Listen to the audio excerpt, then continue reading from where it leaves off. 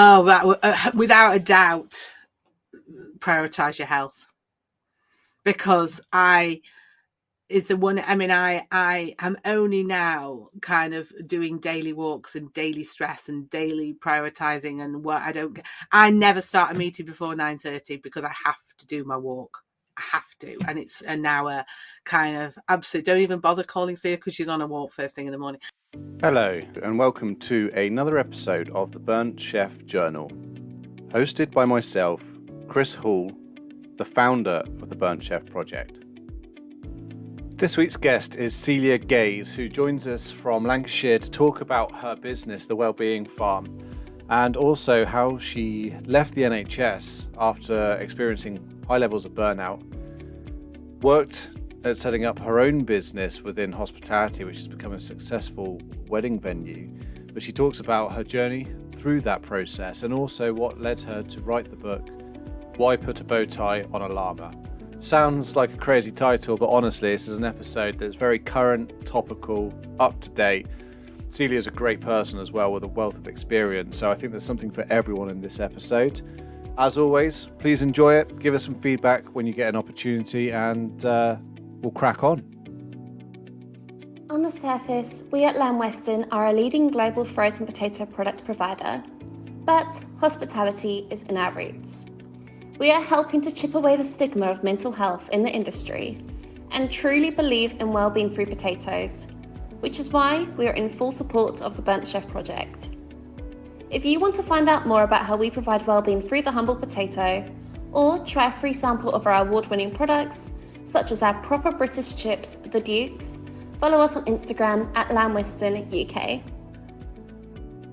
So this week's guest is Celia Gaze. We're joined by Celia, who has not only written a best-selling book, Why Put a Bow Tie on a Llama, but she's also the founder or chief amazement officer and head stablemate for the Wellbeing Farm, which is a wedding and events venue up in Lancashire. So Celia, hi, how are you doing? Hi, Chris. Yeah, great. Thanks. And thank you for having me on the show. Brilliant. No problem at all. It's a pleasure to have you here. Celia,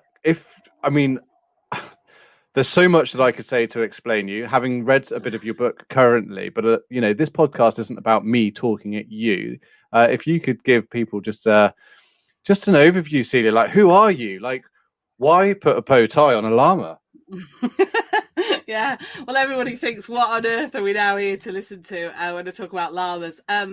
In a nutshell, I originally started off in hospitality. I'd trained and worked in various kitchens and everything right from the outset. I went to college and did a chefing qualifications and all the rest, worked in the industry, and then decided I was actually going to leave the industry. And I actually worked for the NHS. So I jumped from hospitality into the NHS and I was in the NHS for about 14 years.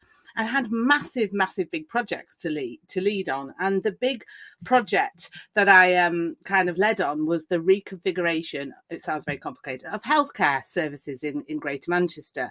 So I had to lead a big project which actually did involve, sadly, changing A&Es, changing, kind of hospital services and all the rest of it. And then I had some big projects. And then it was during the time of the NHS that I experienced work-related stress and burnout. Now, I know this is about hospitality, but I am getting there to where the hospitality connection comes in. And I had no idea about kind of what stress was until it almost smacked me in the face. And although I was working in the NHS, which is a supposedly organization that kind of inherently looks after it was, for me, I failed to recognize any of the signs that I was going through this burnout and what I was experiencing. And we'll probably get onto all of that later. So in a nutshell, I experienced the burnout and the stress. And I thought, what am I going to do with my life? Because is this it? I was sort of, I thought, gosh, surely my life cannot be a job where I'm just constantly working for somebody else and experiencing these conditions, and I'm going to change my life. So my partner had a rundown farm, which I decided to do something with on a bit of a whim, I'll be honest with you. And I set about researching all of the elements that what I could turn this farm into. I had absolutely no idea really what I was going to do. I just thought I need to do something about well-being. I want to do something that if people are so burnt out and stressed, that they could go to somewhere special, and that somewhere special would be somewhere that was designed specifically to minimize stress. It would have lovely food, it would have a great environment, it would be fun, it would be on a farm, it would have the views, all the elements of kind of, they call it the 5 ways to well-being, and sort of almost incorporating all of those elements. I set about the farm, absolute nightmare. I'd never managed a building project. I had been in the NHS. I had no idea about liaising with architects, builders, electricians, installing a wind turbine, installing a water treatment plant, the whole thing. This farm was a complete wreck, and I had to transform it into a business. I then set about doing that. I then got in a real financial mess, complete mess, near bankruptcy, horrendous experience. The stress was so much more than in the NHS. I thought, what have I done? And then, and then it was only until the story of where the llamas come in. Llamas had been an animal where if you walk a llama, it's supposed to de-stress you. You might be thinking, what on earth? But when you walk a llama, the llama is the same height as you usually, and you completely concentrate on the llama and yourself. And it's almost that sort of it being in the present, switching off for everything else. And the llama makes you relax. You're walking in the countryside usually with your llama, and it is a way of relaxing. So that's where the llamas come in. And I had all these stables, and I was like, what am I going to put in the stables? And I didn't want horses, and I researched all the animals that were easy to look after, helped with stress, and basically didn't take a lot of work, could survive the winters. We are kind of quite high up in Lancashire. So the llama ticks all the boxes. So I ended up with llamas. But the story goes that I'd done the building, I finally opened, and I got so excited, but also losing money, massively losing money. But everybody kept saying, why don't we just do this? Why don't we just do this? Why don't we just do this? And people kept giving me ideas. I was like, oh yeah, okay, I'll just do that. Yeah, okay. I'll open a cafe. I'll do weddings. I'll do events. I'll do parties. I'll be a petting farm. I'll do butchery courses. I'll have a cookery school.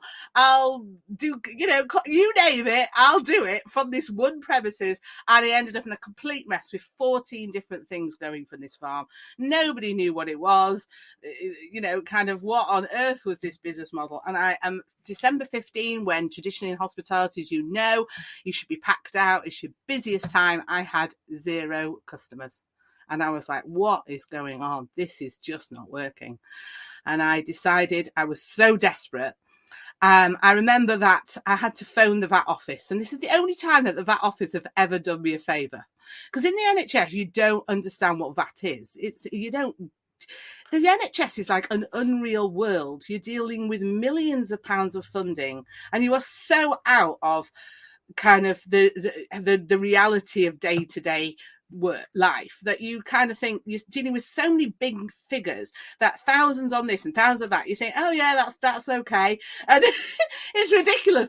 And so they rang up, and I was like, what is that? I just could not get my head about that. I mean, why do they want it? What's it going to do with it? Why do I have to pay it? And I rang up the VAT office, and I had got my credit card in my hand to pay this VAT bill. And she goes, basically, you owe this VAT amount, and I said, oh yeah, it's okay, I'll pay it on the credit card. And she went, no, you won't. And I said, well, what do you mean? And she goes, you can't pay this on your credit card. And I was sort of going, well, I've paid it on the credit card before, and I had all this debt mounting up on credit cards. And she said, well, we won't allow you. And I said, well, why can't I pay on the credit card? She said, no, we've stopped that policy. You're not allowed to pay on a credit card. And quite frankly, if you can't pay your VAT bill, you're not properly running your business. And it was a real smack in the face of, my goodness, what am I doing? And I had to go. It was horrendous. And I had to go. And I was so stressed at this point, so that I had to write a letter to my mum. And it sounds awful. My mum was 70 odd. And I had to write a letter to my mum and to my partner, because I could not talk about the mess I was in without crying. and the words couldn't come out. So I wrote a complete letter, which was about 4 pages long, all about the mess I was in, and saying that I needed some money to bail me out. Otherwise, I didn't know what I was going to do. And thank God my mum, and I feel awful for this because she lent me the money at that age. I paid the VAT bill, but I vowed to change. And from that moment, I cut everything back. And at that point in December, I went home. I was with my mum, and my dad gave me a bow tie. She was clearing out my dad's wardrobe because he had left the family home, and she found a bag of bow ties because he used to be a concert pianist and did all these concerts wearing bow ties. And it was like, and she goes, of all the things to leave me, what am I going to do with these? And I went, oh, just give me the bag of bow ties and I'm just going to stick it on a llama. And that was just a complete fly-by the comment. So I got back after Christmas and, kind of had spent some time with mum to thank her for giving me the money and all the rest of it. And I said to my kind of guy who looked after llamas, look, can you just go and take this bow tie and see if you can get it on a llama? And when you've got it on a llama, just let me know and I'll come in and I'll take a photo. And it was just as simple as that. So he comes back about half an hour and goes, well, it was a bit of a struggle, but I've actually got the bow tie on the llama and it actually looks quite good. So I go in, it was that, the llama's got long necks, this bow tie was in the middle. I thought, fab, let's just take a photo. Took a photo, I uploaded it to social media and the world went mad. Everybody wanted to know about the bow tie wearing llamas. It went crazy. Inquiries started to flooded in. And we went literally that year we just started thinking about weddings, and we went from 2 weddings to 15 to 30 to 45 to 70. And now we're on over 100 and something weddings a year. And all because I put the bow tie on it wasn't obviously only that, but the point is, I put the bow tie on the llama. It made the business stand out. We became the place with the bow tie wearing llamas. And then since then, I have operated a very successful wedding and events venue. We've won a lot of awards. We won the UK Wedding Team of the Year last year, 2020. For the work in 2019, I will add, not to obviously 2020. Yeah. And we are now on track to, we're very sustainable, we're very ethical, and we are now on track to be one of the first BCORP businesses in hospitality in the country, which is what obviously we'll talk about later on. And so, so it's been a story. And I just felt that I'd gone through so much. I literally had made so many mistakes. I'd done everything wrong. Basically, I did everything the hard way because I had nobody to show me how to do this, especially how to take a neglected farm to transform it into something. And so I thought, if I don't write up my learnings to help other people, I feel it's just going to be a waste. And so so I wrote everything up. My book got accepted with a publisher, and it ended up in the Business Book of the Year awards for the business story. And I was so proud to be listed amongst I was listed amongst Pictionary, the guy who founded Pictionary, the guy who founded Just Eat, the person who founded the Trunky, that little, if you've got kids, that little suitcase on wheels, and the person who invented the Scrunchie, which for women is that sort of elastic band covered material that you put in your hair. So there you go. So that was it. That's the story in a long nutshell to give you an overview. So just if anyone at a particular point missed any of that story, if you want a successful business, just chuck a bow tie on a llama and work your ass off. And keep failing because my middle name is failure. I have failed at absolutely everything, and I think that is actually, it's the key, is bouncing back off it and getting better every time you do fail. Yeah, 100%. I completely resonate with that. I think that, we're taught that failure is a bad thing. If you fail, you're not good enough. Whereas in fact, actually, if you fail, pick yourself back up, look at it objectively, look where you can do it again. And if you fail again, tweak it. 100%. Because I think both you and I we've spoken obviously off air, and I've read part of your book, and I get the sense that both of us are quite similar in respect that we as human beings realize that actually your capabilities are limitless. Like you as an individual listening to this now are capable of anything you want to do. And if you sat there going, what a load of bollocks, I'm not very good at maths, or I can't run 5K. You can, you just haven't done it yet. And sometimes it's just baby steps.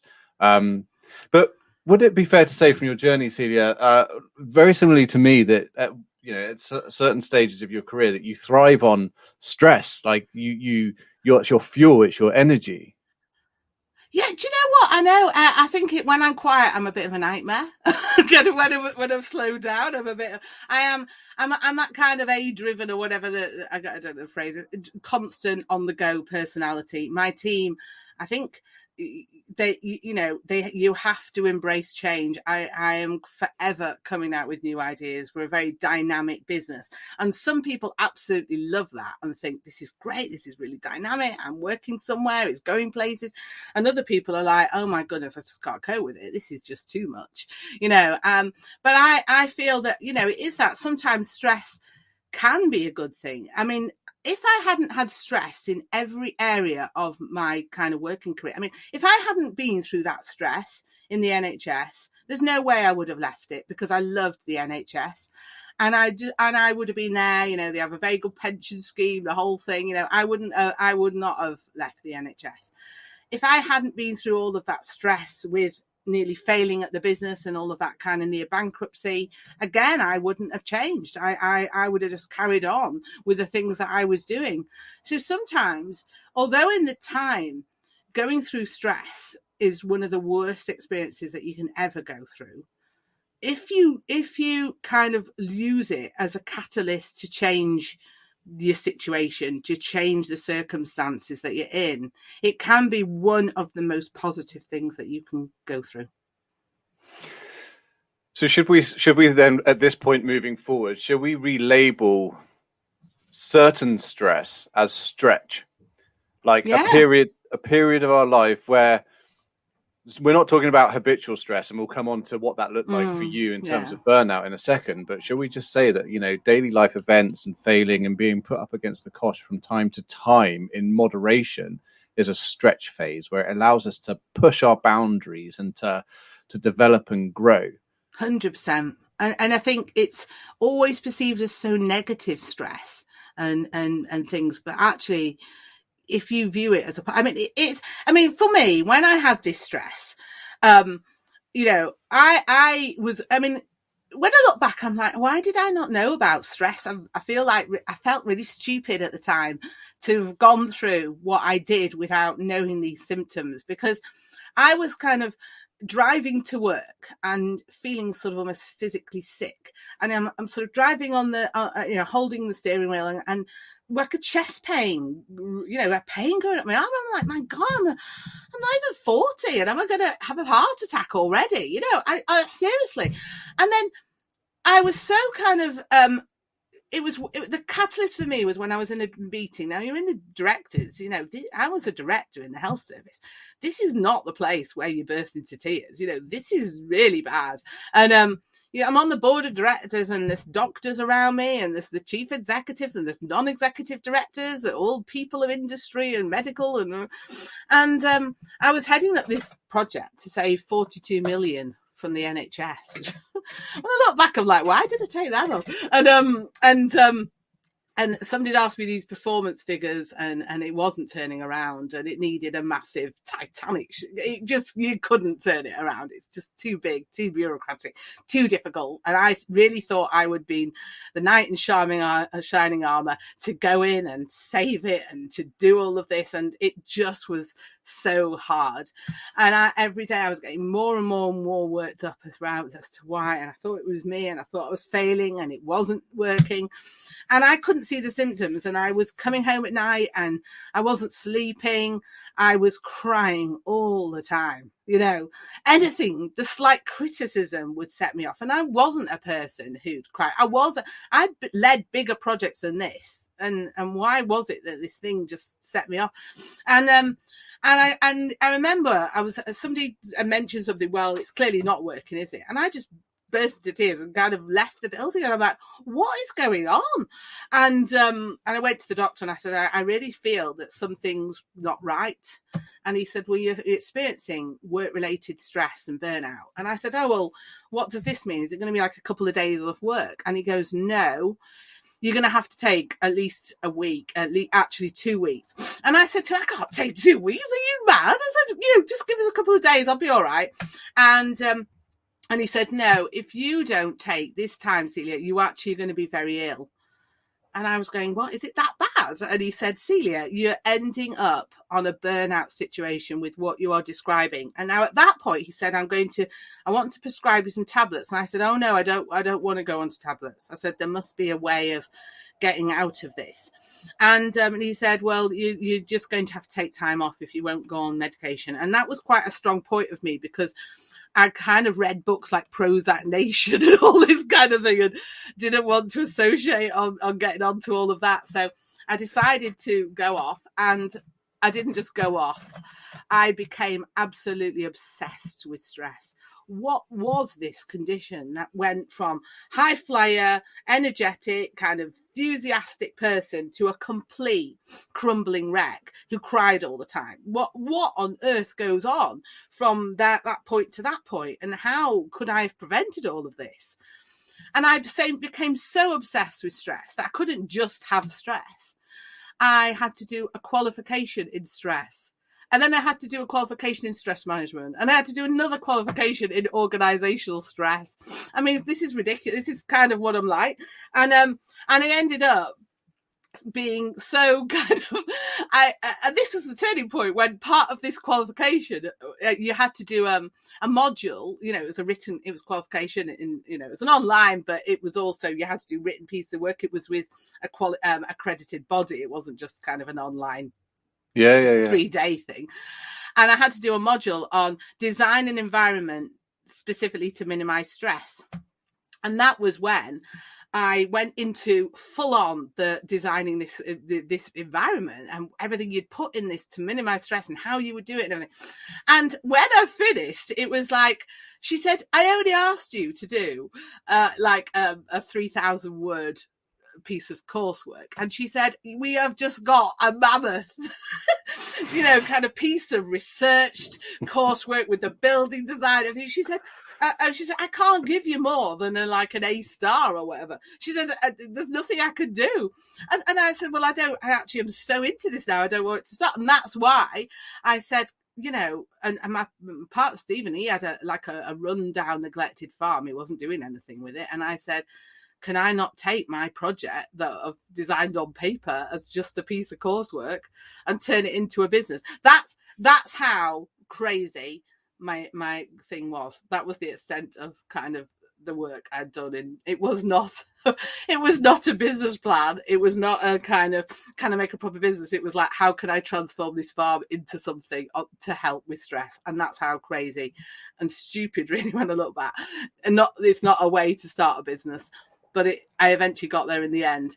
But it's like, again, going back to the thing, I would never have done what I've done if I hadn't had that period of my life and the whole thing about stress and all of that side of things.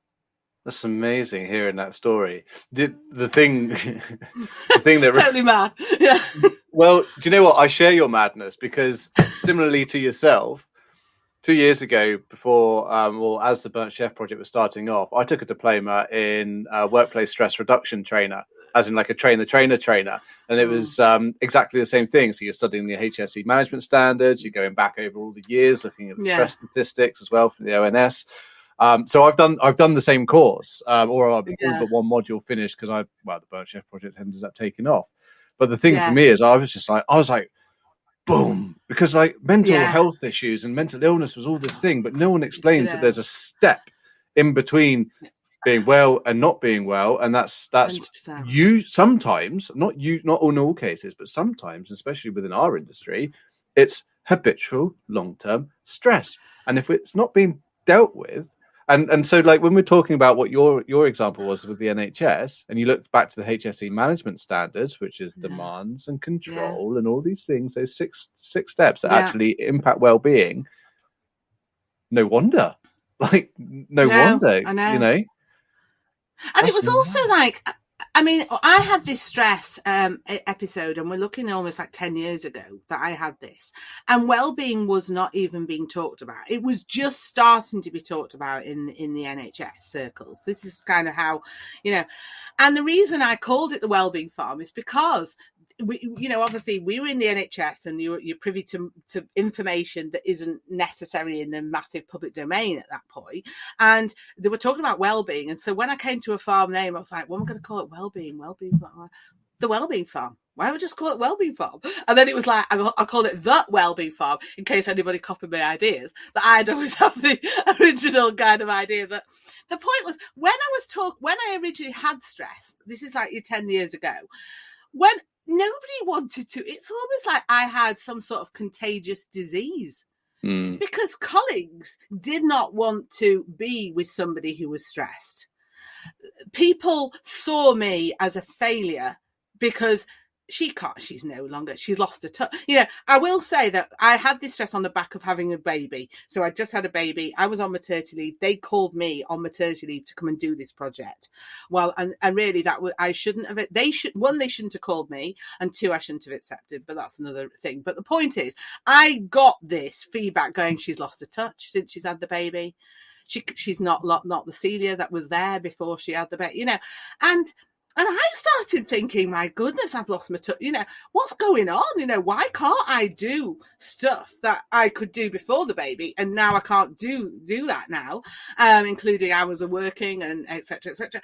But it's also, it was how it was perceived. It was really perceived as something that, it was almost like, like if you watch too many horror films, you have to get a crucifix out. You're like, don't go near that person because she's stressed. And I remember when I wrote the book, and my publisher said, do you want to be so honest about your experiences? And I said, yeah, because I feel that people need to know what I went through. People need to know exactly what happened, so you can learn from that and learn from the outcome of it, because it did have lots of side effects. It does affect your whole life, your relation. I mean, luckily it didn't affect my relationship, but you can quite easily see, because you bring it all home with you. You can't sleep about it. You're constantly on your mind. It just doesn't disappear. It's like a constant fog. You can't think clearly. So I mean, with my case, some people are lucky because they lose weight. I put on weight. The whole different. It's not just the mental effects, it's the whole physical side of it. It's the knock-on effects to relationships, to friendships. You're becoming very insular. You don't want to go out and socialize. The knock-on effects are massive. And it's such an important thing to be open about and to talk about. And that's why I'm feel so strongly about kind of the work you're doing and what you're trying to raise, especially when you see it in hospitality all over the place. I mean, it's yeah, which leads me to an interesting question. I mean, originally your project that you did for your diploma was based on the Wellbeing Farm, right? But if you take a look at hospitality, take a look at, we'll split it into two if we've got time, but we've got the front of house and we've got back of house. What would you say are the main sort of, because you've got a lot of different stresses. You've got your physical, you've got your emotional. Yeah. Like what are the top three stresses in each area that, from your experience of owning your own hospitality business and working in hospitality yourself? Well, I mean, I recently, obviously we faced, like everybody else, we were closed. We've had to reopen, and we've faced chef recruitment crises like everybody else. I mean, it's just been absolutely horrendous. And going back, I was facing such problems in the kitchen. I mean, such problems. I was like, I've got to go and find out what's going on. Absolutely, this can't continue. So we got to the point where I was, the reopening for us was like starting a brand new business with a load of staff who hadn't been near the business for months. And we had a full order book of like, we were reopened and we've done since the 19th of July, like 24 weddings with a brand new team and a brand new staff. And it has been absolutely horrendous is all I can describe it as. And the first few weddings, I will admit, sadly, that they did go wrong. Well, I'll go wrong. The customers didn't know, but I was not happy with what we delivered. The bride and groom had no idea, but I didn't. And I said, this is not what we're about. We won the UK Team of the Year. I'm not going to go on that, but we were doing a flipping pre-COVID and post-COVID. Something's gone wrong, and I intend to flipping find out what it is. So I literally ended up donning a kind of chef jacket and becoming, for a while, the head chef to find out what on earth has been going wrong. And I literally started in sort of July, or the end of July, about the 20th of, about the 25th of July. And I've literally non-stop, I'm still kind of in this I'm called it my back to the floor experience. And I literally went to see what was going on. And I have my eyes opened to the stresses that you go through in the kitchen and the stresses that you go through front of house on being kind of the first-hand delivery. And I mean, I admit, yes, I set the full farm up and I set the business up and I set it all up. And I had remove myself a little bit into what it feels like to be on the front line of delivering these services, and the stress from when you are in, and the stress on the kitchen from the supplier side to you put an order in thinking all the food's going to arrive, and then you get there in the morning and half of it isn't there, and you're like, how the hell? I mean, if it wasn't for Amazon, I don't think I could run my business. I mean, God, this Amazon deliver your food in 2 hours, I'm having to do all of that. And then it's like the allergies thing has gone through the roof. We're having these people where I'm vegan with or gluten free with no dairy and lactose and no sugar, and I mean, it's like gone ridiculous. It's kind of, and the pressures that's put on the kitchen. Our kitchen does have access to outdoor space. It does have a door that leads to an outside of a farm. But I've worked in kitchens that have been in basements that have been massively hot, and hours, and the stress and the working conditions and the relentless non-stop, and the people who say you're on a 40-hour contract and actually it's 80 hours and you're not paid any extra for those 80 hours. Do you know the extra 40 hours? And they go, oh, you can make it up in lieu, and that make it up in lieu thing never ever comes back to you. And it's that constant non-stop.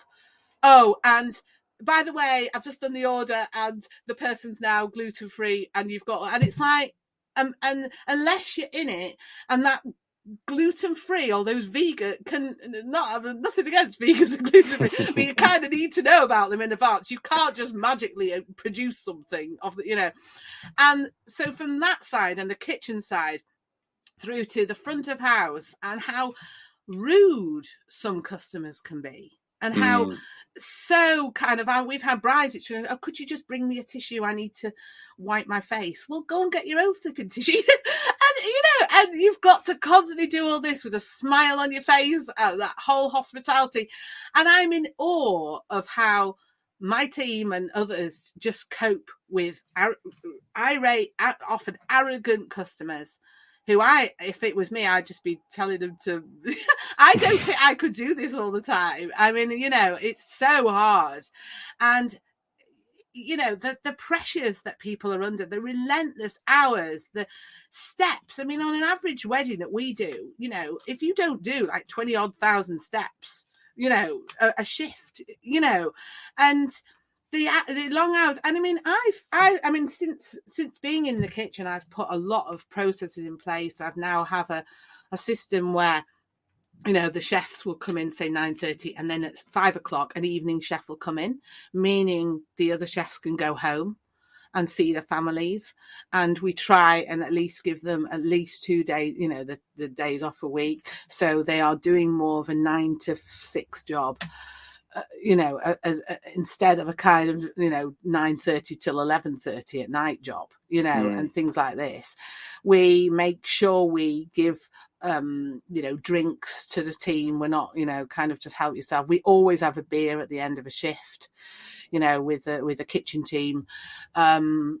Treating the pot washers as though they are part of a team as well is really important. And we obviously do a lot of work with food waste and all of this kind of thing, sustainability, using kind of, the local suppliers, which a lot of chefs, do like to do and try and use quality ingredients. But I mean, it is very hard. And I feel that by doing my kind of back to the floor experience, it's made me such a better business person. I really think that every business owner needs to do that at least twice a year, if not more. And go and wash it. I mean, I've never been somebody, if I see something needs washing up, I'll wash it up. I'm not one of these nothing is ever above me, below me or whatever. I'll do everything. But just going back and actually doing that job day in, day out, and realizing that even in the chefing circles, it's not so much the cooking of the food, it's actually the orders. It's doing all of that side of thing. It's coping with the planning side. It's the demands on when food doesn't turn up. It's demands on when you're short in the kitchen. And the reason I stepped back into that role is because I could not get any chefs. I could not get any temp chefs. And before COVID, you'd have loads to choose from. And now there just isn't the chefs. And I'm paying good salaries on a farm with llamas where wellbeing is kind of there. And if I can't recruit, what chance to kind of other people have? Yeah. And it's just been a massive eye-opener. But one of the best things that I've ever done, and I'm not leaving that role until everything that I found out was wrong has been implemented. And, there are pages, but I consider my business to be very well run, and I've still found lots of frustrations and problems, which I have personally said I will sort out. And I've had other chefs who've joined me and said, we've never, ever worked like this. We've never had somebody who kind of has taken the issues on board. Will open his, all my staff meet and they set the budgets. All my staff share every bit of financial information that I have. They tell me, they set the budgets for the year. They set their own kind of food targets, and bar targets. They are fully involved as a business. And so many people, it's all secrecy. It's all, you can't share that with the staff. What if they all ask for pay rises? What if they all want this? Well, they don't. But actually, what I do really love is the fact that my team cares so much about the business. And it's fantastic for me to have staff. And you've got to get those cultures in place. Our culture is do great work, give a shit, and don't be an arsehole. As simple as that. And I know it might be too blunt for others. And I had somebody who came in, and I have all these posters like saying that. And one come and put, she goes, you can't say that. She goes, she changed it to do great work. Be part of a team and let's all work together or something. And I said, no, that just does not get the message across. Too fluffy. Yeah, absolutely. Just say it is as it is on the tin. And that's what you see is what you see is what you get. Yeah, 100%. I love that. I was just thinking to myself, I'm sat here surrounded by posters orders that's just come in. I'm like, that could be quite a nice poster. Not exactly PC for the large corporates, No, it is in my book. I did put the poster in the book. You can adapt it from that. That's great. Yeah. It's been amazing. You've done a stress audit then, basically. But from being in that role, you've literally. Yeah, and for anyone out there who's wondering what the hell a stress audit is, if you listen to what Celia was saying about being in the role and, almost on a scale of 1 to 5, 1 to 10, rating, the supplier is late with ingredients, they haven't turned up on time. How does that make you feel on a scale of 1 to 10 in terms of stress levels? And then rather than just going, that's the procedure, that's what's happened and this is the way it is, look at it from an objective point of view and go, okay, what can we do to mitigate this? Can we set up a standing order? Can we order 3 or 4 days in advance if we know we've got a wedding? Because to be honest with you, other than the changes which you've discussed in terms of like tolerances and stuff like that, what numbers you're dealing with. So place the order in advance. It gives these smaller producers time to be able to fulfill the order, or at least give you information prior to it. And it's about like going, okay, so now if that event happens, by putting these in place, how am I going to feel on a scale of 1 to 10? If it was 8 when it went wrong and it put me up against the cosh, now is it going to be a 3 because I'm ahead of myself, or because and it's such a simple process, but business owners, managers, GMs, whatever you are, you need to get your ass onto the floor, get your ass into the kitchen, and not just 100%. Sit there and observe. Just do it. Like, get on the pass, understand what it's like to have 16 tables all sat at the same time, all orders coming through, and then all of those orders suddenly getting hit in the kitchen, and then vice versa, for kitchen teams, be on the floor, understand what it's like to all of a sudden have 16 tables ready all to go at the same time. And then all of a sudden there's this cross-pollination of, actually let's see what we can do to stagger those tables. Like, how can we slow service down back a house? And it all seems, very simple to do, but it is a lot of work to get these in place. But you have to do an audit. Otherwise, you're just going to always accept that's the way it is and just go forward. Yeah, and I suppose it's kind of like, if I hadn't done that, like especially in the kitchen, it would have been, let's just recruit another chef. And it wasn't recruit the other chef. It was, let's recruit a night chef so we can go home and see our families and put my kids to bed and do you know what I mean? And have somebody else who will just, because the night shift, having been there all day, the night food is not like in a wedding. It's not like, the day food of a wedding, it's usually just like bacon rolls or pizzas or whatever. It's not like so you just need one chef who's dedicated to the evening who can just finish that and let the whole of the other team kind of go home. Now, if I hadn't done that, I wouldn't have realized that was needed. And nobody would have told me that was needed, because they just presume that they just as chefs do not. I mean, I've had people come and they've said, gosh, we were almost expected to do 12 hours, 14 hours. It's unheard of that you're letting us go at 6 o'clock. He said, my wife can't get over it. He said, I've seen her every night. I've been able to put my child to bed. This is unheard of. And I'm like, well, that for me gives me fantastic pleasure to hear that, because it's so critical to have that work-life balance, and it's so often missing in hospitality. Yeah, and it's what, from the studies that we've done, the surveys we've done, it's one of the biggest pressures, work-life balance. Everyone thinks it's about money, and there's been a 10% pay rise across the whole hospitality sector over the last few months. Very interesting, that, because people have suddenly realized that actually they do need to pay for the profession. But it's not money. Like both of us, have had jobs in the past where our salaries are bloody awesome, like a damn sight more than, perhaps we're on 100%. Now. Yeah. But it's not always about the money. Money, there's that old saying, money doesn't buy you happiness. Sometimes it's actually like, it is a work-life balance. It is what you're getting out, like how involved you are with the processes and understanding the business, how much, we use the term hospitality family, but how much you feel like you're part of the team, like you have an influence in the menu, the wines that you put on, or even just, what your opening hours are. Like, these things are more important and more intrinsically valued than, the more and more money all the time. Yeah, I mean, we talked about this just before we came on air about almost COVID being, although COVID has been decimating to hospitality, and many businesses haven't survived. I mean, I know about 95 wedding venues haven't survived, and that for everybody is horrendous.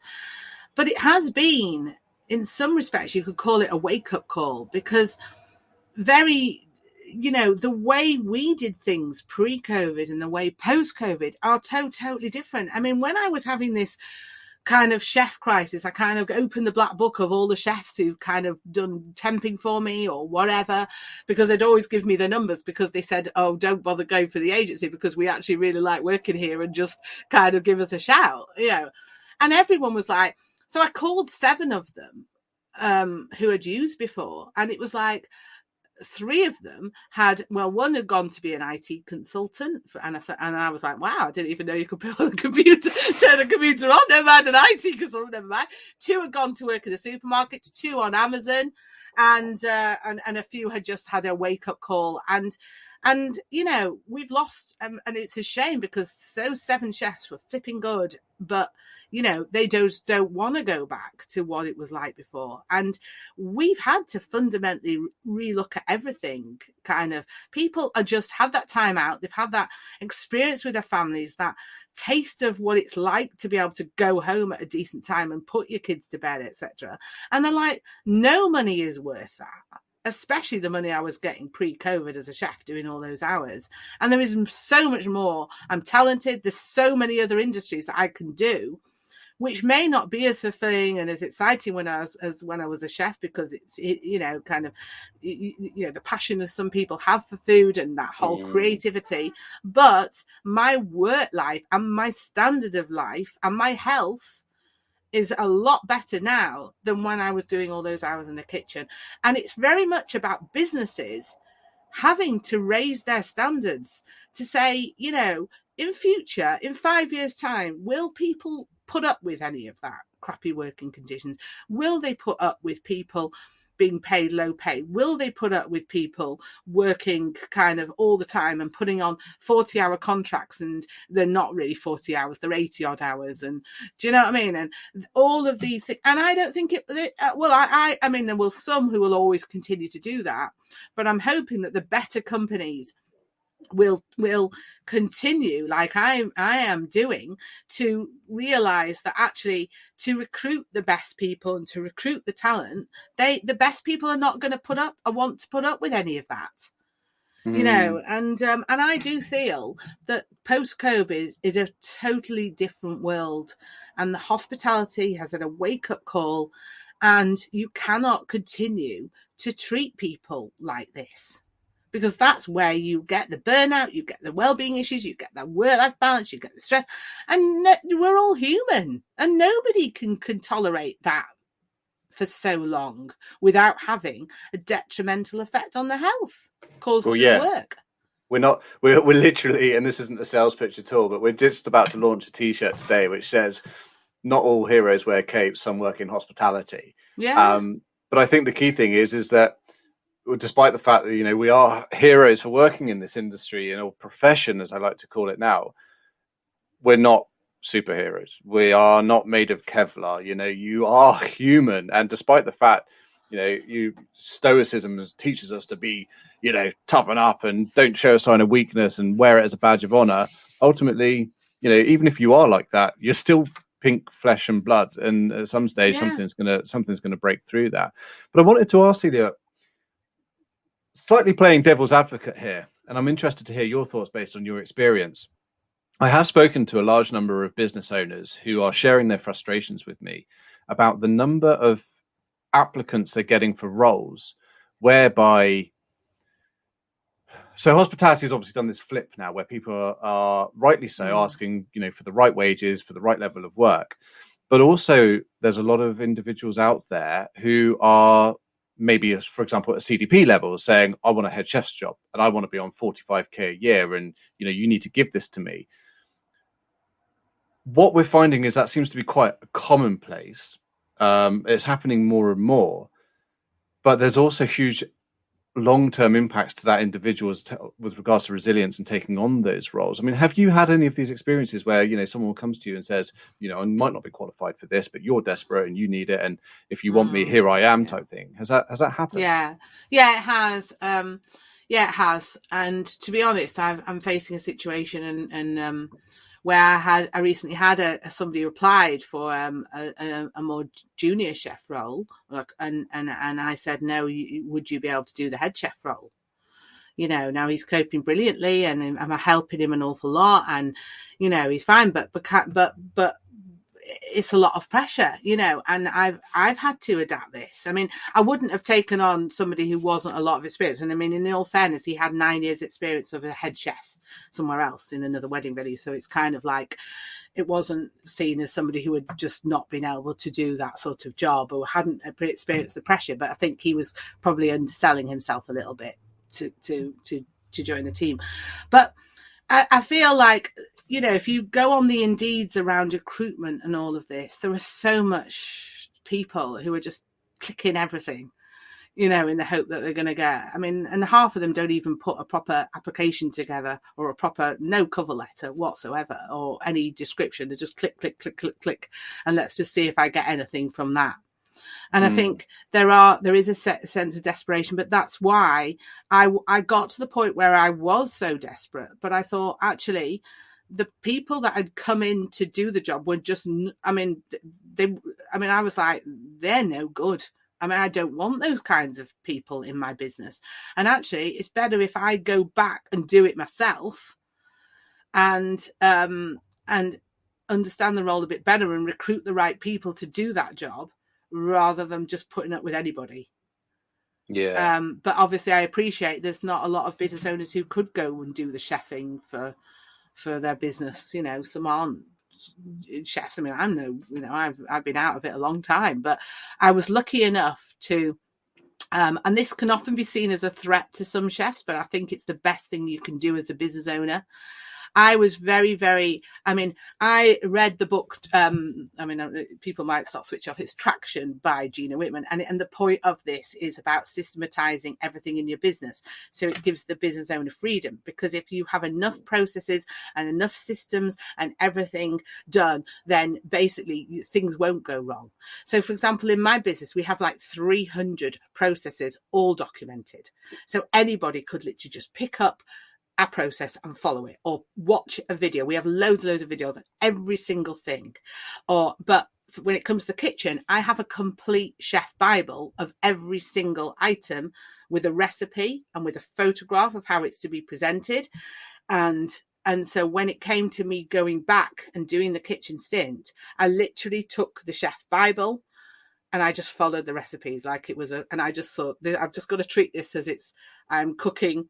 Okay, I'm cooking for 100, but kind of, it's that kind of principle that you're just following a recipe. Now, if I hadn't done all of that groundwork and all of that preparation, I would have been stuffed, absolutely stuffed.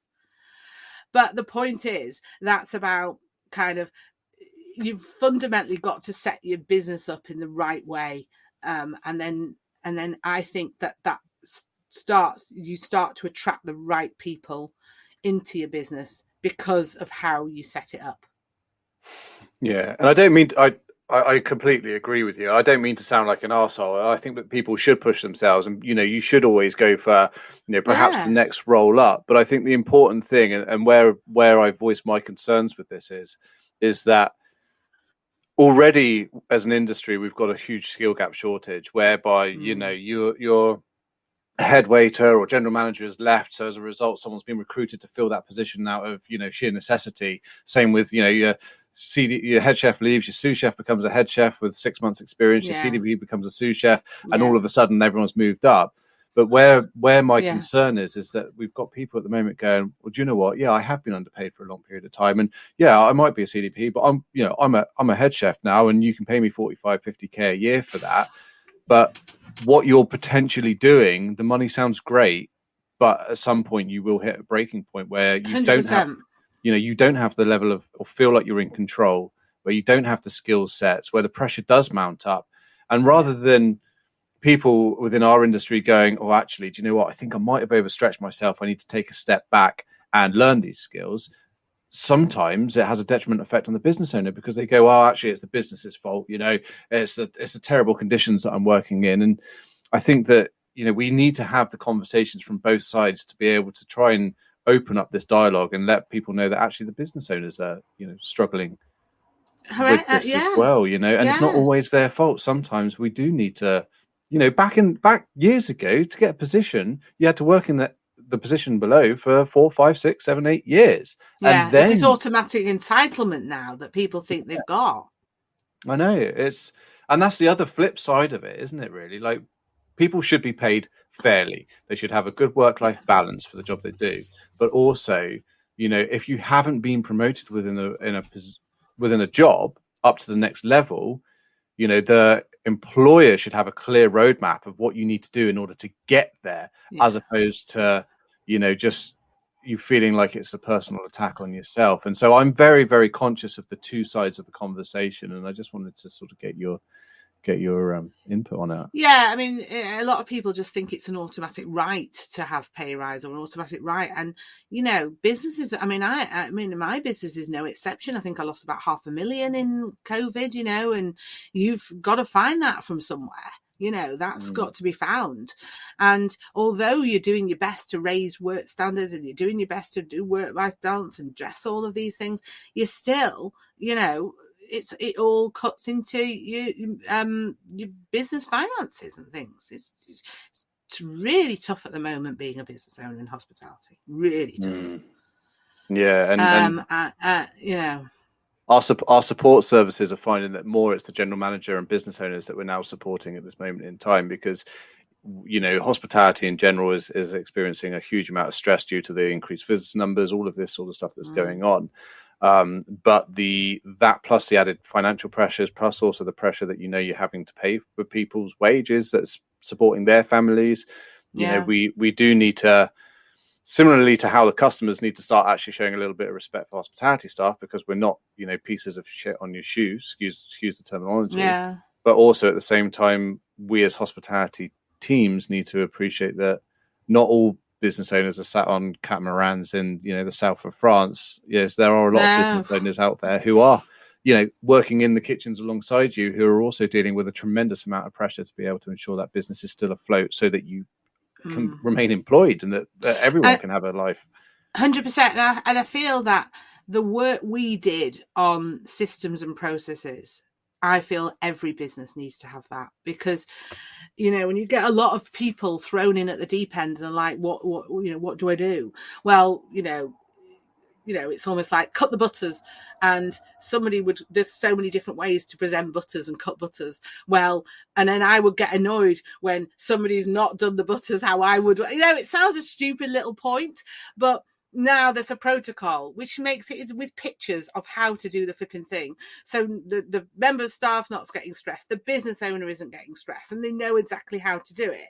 And you replicate that simple thing by absolutely everything.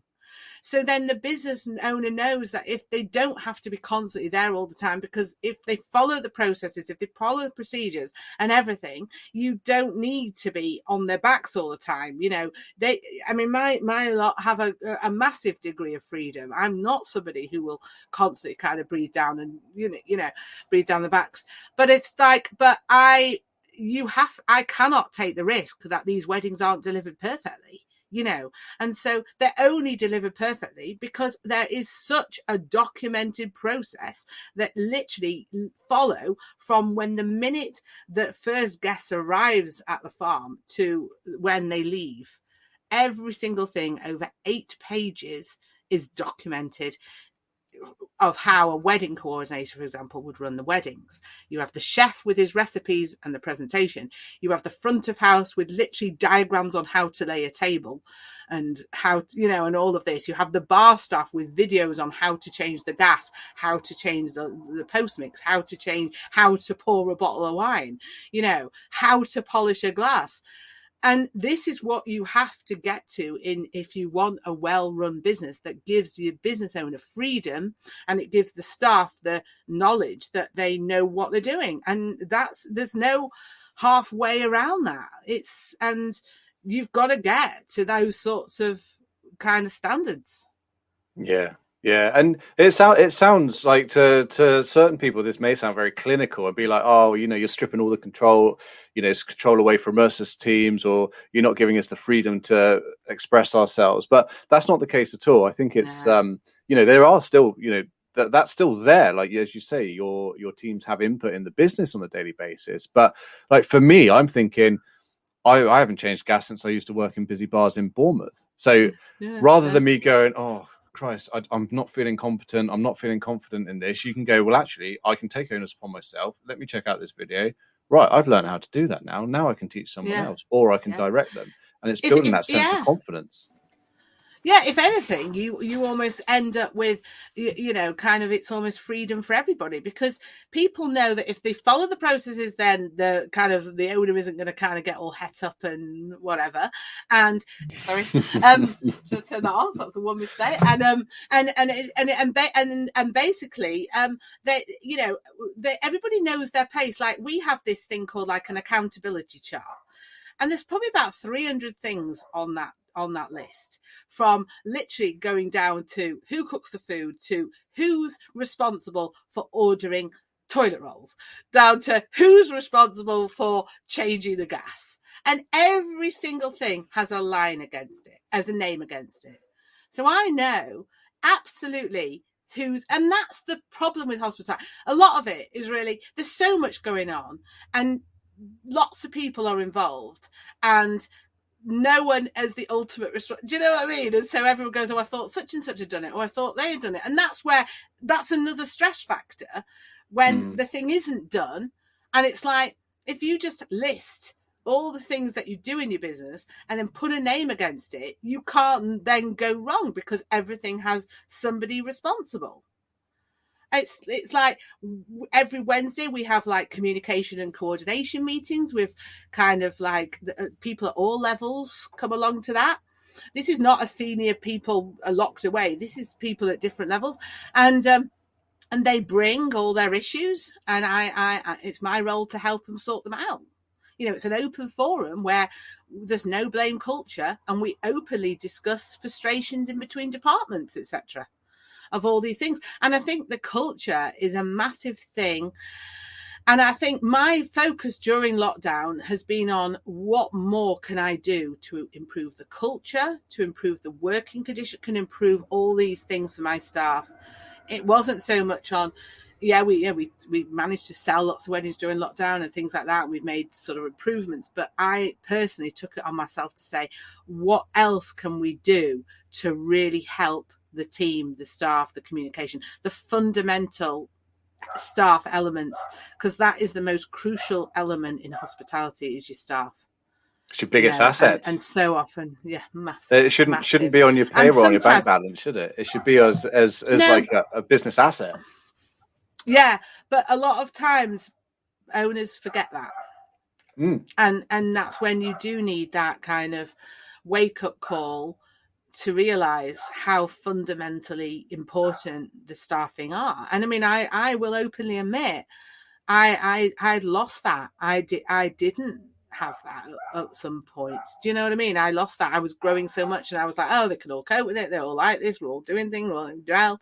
And, for me, taking that real time out to fundamentally massively go back and really, look at all of these systems, process, look at all of this culture, look at all of this, because you can set it all up, but if you don't because we've always had the culture, we've always had these, but actually if you don't keep reviewing it, keep looking at it, keep improving it, keep looking at we've probably on our 12th type of meeting now, do you know what I mean, as a team. And it's that constant evolution, that constant improvement, and that constant we have a very much of a growth type culture. I mean, I massively encourage my team and members to do kind of personal development stuff, and I'm obsessed with personal development, but I kind of get them to as well, and and it's that improvement culture that you have to put in. Yeah, definitely. A can-do attitude. Again, it all sounds very cliche, and for people who perhaps have been in environments that are quite toxic and negative, it all sounds like airy-fairy stuff. But actually, there's a lot of that. And both you and I have got to where we are in terms of being self-employed and changing people's perceptions on mental health and well-being, and providing people with a different experience of hospitality, is because I've just read a load of books, listened to tons of audio books about marketing, about done diplomas, and again, this all sounds like, oh yeah, you're great, you're a boffin and all this sort of stuff, but it's not. It's all done in your own time. It's half an hour a day, whatever it might be, but invest in yourself and invest in your people, because it makes such a huge difference to your life, and it's free. Like 9 times out of 10, you can rent a book from the library and it's free, or you go on YouTube, for crying out loud, and watch a video. Yeah. Even if you want to learn to play the harmonica, whatever it might be, just invest in yourself. Yeah, it's a video for everything. Yeah. There is, definitely. But talk to me a little bit about B Corp, because we've discussed a lot about your culture and the business, but we started talking originally because you introduced yourself, but also wanted to introduce me to B Corp. So could you just explain to people what B Corp is and why it's important to you? So I've been doing all these things. When I set the farm up, I was always passionate about kind of sustainability. So the farm was like a wind turbine and things like this, because we're not on a gas mains grid, and so I needed to power it and everything else. And this led to a kind of a real passion about sustainability. I still wear leather, and I'm not a vegan, and we have a butcher's, and I'm not that kind of off the scale on sustainability. But the point is, by complete accident, all the things that I'd been doing, so a focus on sustainability, a focus on well-being, and a focus on kind of properly getting the right culture, completely by accident, in February this year, I came across something which naturally put all these elements together that I'd kind of been working on, but I'd just been doing these. I had nothing to kind of do it for. It was just things that I thought were important in a business. And it was only when Brewdog. Now I know they've come up against the press quite a bit lately for kind of staff working conditions and what have you. But this is how I led to hear about kind of Brewdog, and they'd said there was like a post out on LinkedIn or something saying, "We're delighted to have just completed our B Corp assessment," and I was like, what the hell is that? What is B Corp? I've never heard of it. What is it? So I got on and Google and discover this whole world around B Corp, basically. And B Corp is basically it's kind of a certification it's called Business as a Force for Good, and it is a real accreditation. It's an independent accreditation that pulls together the elements of well-being and staff conditions, staff working conditions, the culture, all of that side of things, how you as a business contribute to the local community, and also how you as a business look at sustainability. Now, B Corp doesn't mean that you won't be a profit-making business. It's not like a sort of oh gosh, what those be? Like a non-profit making or a charity or anything like that. You can still make a profit, but it's like the profit. For me, I'd worked in the NHS for a long time, and to become a pure profit at the expense of anything else, that's just not me.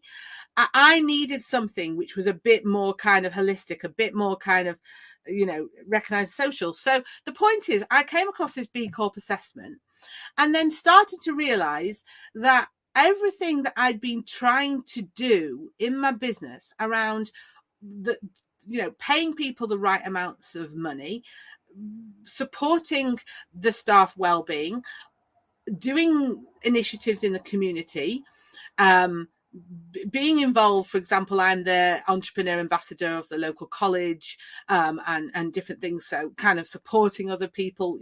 I'm working very closely with the hospitality department in the local college to feed in students, to get experience in my venue, that kind of thing. And the sustainability, which, is going bigger and bigger and bigger. So the B Corp just pulls all of those elements together. So then I started looking at kind of where is B Corp going and what we're doing. And when I involved my team in this, oh my goodness, I had such an enthusiasm from the team, from people who were age 60 odd right through to 16-year-olds who suddenly all they were volunteering to help with the B Corp work. And I was like, because they were really passionate about what this was coming on. And then statistics have shown that if you are operating as a business with a big focus on sustainability, you are going to attract far more people into your business than if you don't do that. And young people coming up, and I'm talking kind of 18 to 22-year-olds, those sorts of ages, are no longer prepared to work in businesses that do not demonstrate a commitment to the environment, that don't do things around well-being, are not and we are going to see, I believe, in 5 years' time, a fundamental, massive change. People will switch with their feet, and those businesses who are not basically supporting staff properly, who are not embracing sustainability, who are not creating the right culture environments and supporting the community, the local areas, are going to lose out. And I feel, and the reason I'm thinking this is because the B Corp applications, the best companies at the moment, the most exciting companies are B Corp companies. So the kind of Patagonias, the Ben and Jerry's, there's loads of it.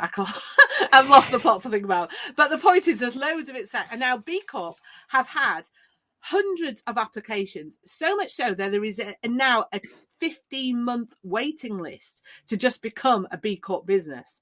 But what they're saying is, having gone through the application process, which is a lot of work, but actually if you've been fundamentally set your business up right in the first place, it wouldn't be a lot of work. It's not a lot of work. I'm hoping to become one of the first hospitality businesses in the country to become B Corp accredited. And I know they are looking and seeing that hospitality there's not a lot of businesses in hospitality who are B Corp accredited. But basically, I fundamentally see that all these things that the B Corp stands for is what a good hospitality business should be doing. And that's why I'm not endorsed by B Corp. I'm not paid by B Corp. I could just say I have nothing to do with B Corp. It's just for the first time I found a framework of all the things that I've been doing suddenly makes sense and puts it all together. And so I actually think that if any of hospitality owners are listening to this, I feel it's not a bad thing for you to get on that B Corp assessment. The average business will go and do that assessment and score 30 points. And to become a B Corp, you have to score 80 points. But the point of being a B Corp is not to go, oh, I can't be a B Corp and that's it, forget it. It's you're given your score, and then it's an improvement. Let's get you to the standard of a B Corp company. And it's almost raising the standards of business across the board in every sector.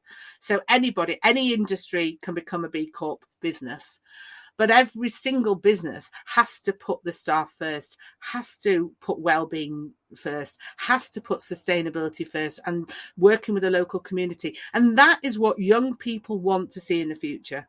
So you may think this B Corp thing is something that is going to be so far off. I'm not going to bother with that. And by the way, it doesn't cost a lot at all, and the assessment's all free. But it's like, you may not be thinking about it now, but in 5 years' time, these young people who you want in your business will have gone elsewhere. They'll go to the companies with the best working conditions. They'll go to the companies who are doing everything right.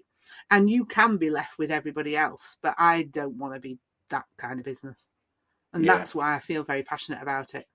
And that's why I feel there is a definite allegiance with you as the burnt chef, and you're trying to raise the standards of well-being, the standards of kind of working, the whole thing goes together with you. Although obviously they are very generic and they're across every single industry, I do think that the fundamental things that you're trying to do with well-being, yes, it's only one element of B Corp, but it is a very big element that if you're not seen to put all these things in place and to have these things, there's no way you will become a B Corp company. And I think I love that. We have spoken. You very kindly introduced me to the CEO of B Corp as well. So we have spoken about that. And I myself will go through the self-assessment process to understand more about the other aspects that perhaps aren't necessarily well-being, like well-being and staff focused. But one thing that we were working on sort of in the background is almost like a checklist for businesses who are, if they want to dip their toe into even if they're just looking at well-being, and what things can you change within an organization to ensure that your staff are healthier and happier, and your retention rates improve as a byproduct, then we're putting together like a checklist of suggestions that could be like, are you leaving, which is a legal requirement for anyone that doesn't know, are you leaving 11 hours between your last shift and your next shift? Because in hospitality that doesn't happen, but actually it's a legal requirement, and as a duty of care as an employer, it's something that people need to be mindful of. Are your staff getting two days off back to back? Again, not necessarily a legal requirement, but it's a bloody decent thing to do when your team have, put 50, 60, 70 hours in over the course of a week. Now, are you a friend of mine, Mark? He was recently in the Guardian. He's a co-owner of the Ethicurium in Bristol, which if ever you're in that neck of the woods, I do suggest going there. Mark, they've scrapped tips, which was very, very like the team were like, no, we don't like that. We survive on tips. But what they've done is they've increased everyone's wages, given them a decent salary, the sort of the proper living wage salary. And they've also said that like if customers donate, then that can go towards charitable organizations. But as a result of that, what they've found is that the team then are able to apply for mortgages, apply for loans, because they've got a consistent salary. They know what's coming in every single month, rather than, one customer who you've given 5-star service to and they're in a bad mood. So they've just slated you on TripAdvisor, not giving you any tips, and you were reliant upon that. And that's had a knock-on effect for future services as well. Yeah. So there's those sort of things that you can implement that they may seem small and insignificant, but they can have such a profound impact on your team's well-being and how your business performs. Yeah, I know. I mean, I have, like most hospitality people, businesses have a 0-hour staff, and I'm now beginning to think, is that the answer? And I don't think it is. And I think it is giving people better, more part-time roles if they want that flexibility, and paying them the more consistent things and rates, and not relying so much on this 0-hour, because that in itself causes massive stress to the business owners, because they can just decide that they don't want to work, and there is not that commitment to you, and equally, it's on both sides. It saves the owner money and what have you, but I don't think that is well, it's certainly that is now, having been to the floor and now realised the problems that setting staff rotas cause, and the stress that staff rotas in general, when people just go, oh, I'm not, can anyone switch me my shift and all this business. I mean, again, there's so much more that we have to do. And I'm going to be a B Corp. My score is now 100 or something out of those scores. But there is still so much more to do. And I think this is the point about the B Corp. You get your accreditation and then they want to see year on year improvement. It's not about getting B Corp and then that's it. That's the end. You have got to demonstrate bigger and bigger growth. But all I know is I'm not in it for like, I've got the B Corp badge at all. I just feel it's the right thing to do as a business owner, to raise the standards of business for all those key elements. And businesses cannot ignore sustainability, because it's going to come. I mean, and nobody can afford to ignore sustainability. And I feel that it's absolutely the right thing to do. And hopefully it will raise standards across the board for the future if more and more hospitality businesses, or any businesses, adopt this framework and raise the standards in their business. And it's like, learn from the best, learn what the best if I ever want to learn anything, I go and look at what Australia is doing and what New Zealand and all these places are doing for weddings, because I feel they're like amazing. I don't kind of look down the road and go, what are they doing? I never compare what I'm doing with my competitors. I never even look at what they're doing. I don't bother. I just furrow my own plough and get on with it. And I feel that this is something that has got to be done in hospitality. Raise the standards. Yeah. Raise 100%. The standards. In order to have a sustainable industry, we're going to need sustainable workforce. And to get a sustainable workforce, they need to be happy. They need to be healthy. 100%. And most importantly, we want to get those who have left the industry to feel that they can indulge their passions and their creativity, and come back to a safe environment whereby they have that work-life balance, because the goal that we the Burnt Chef Project's always had for hospitality is we don't want to be the third largest sector in the world, employing 72 million. We want to be the second biggest. We want to be the first biggest, because we have got a fantastic industry. There's so much negativity around hospitality. The press are dining out on this like it's fucking Christmas. But we need to be celebrating businesses like yourself who do focus on these, sustainable goals and the new way forward, and with regards to the industry that we can be. And I know that there's a lot of potential out there for all of us to to be better and to have a much, much better industry. It is achievable. It's going to take time, but just anyone out there who's listening to this, if there's anything that's inspired you from this, whether you are, work in a business and you want to suggest this to your management team, whether you want to get them, introduce them to this podcast and listen to this episode, or if you're operations or a business owner yourself, there's so much information. Celia, as you've got your own website, you're available, and your book documents a lot of the processes that you've gone through in terms of reducing stress and improving well-being as well. So, take that first step, and let's improve this industry together. Brilliant. Celia, thank you very much. There's a final question that I ask all of my guests, and I'm going to ask you as well to keep in keeping with this, is if you were to travel back in time and give some advice to an 18-year-old version of yourself, what would that advice be? Oh, that without a doubt, prioritize your health, because I am only now kind of doing daily walks and daily stress and daily prioritizing, and I never start a meeting before 9:30 because I have to do my walk. I have to, and it's an hour kind of absolute. Don't even bother calling Celia because she's on a walk first thing in the morning.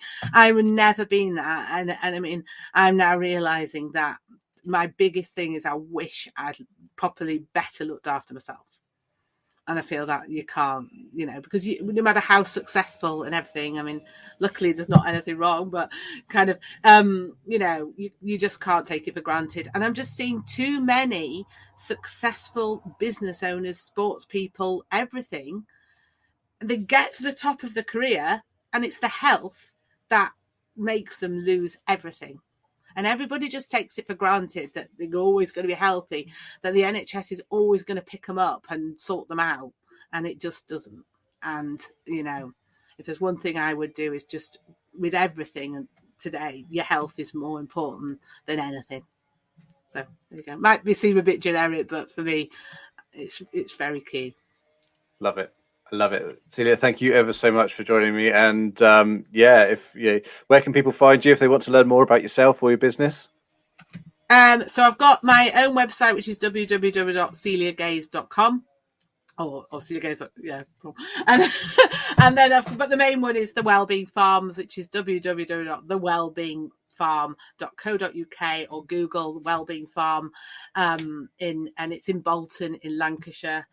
And, if anybody wants to come and see how we do things or look at the systems, look at processes, more than happy to show anyone and also to talk about anything to do with BCORP, more than happy to share my experience. Thank you very much. And you're going through the ambassador process as well for us. You're going to join us. Yeah, I am. Help us in our goals. Yeah. Yeah, well, I feel very passionate, and you're doing the right thing. And I kind of want to align myself with companies who want to raise the standards of the hospitality industry, because what you've said before is absolutely what is needed. Thank you very much, Celia. Cheers for that. I'll see you soon. Yeah, thank you. Cheers. Bye. Bye. I hope you enjoyed this week's episode of the Burnt Chef Journal. We'll be back again next week with another episode, but in the meantime, if you wanted to learn more about the Burnt Chef Project, please head over to our website, www.theburnchefproject.com, where we have a range of merchandise which is designed to create awareness. We offer training modules, we also provide support services, and also you'll find access to our online app, which is free to use internationally. Do feel free to give us a follow and a like on social media, and we'll look forward to seeing you again next week.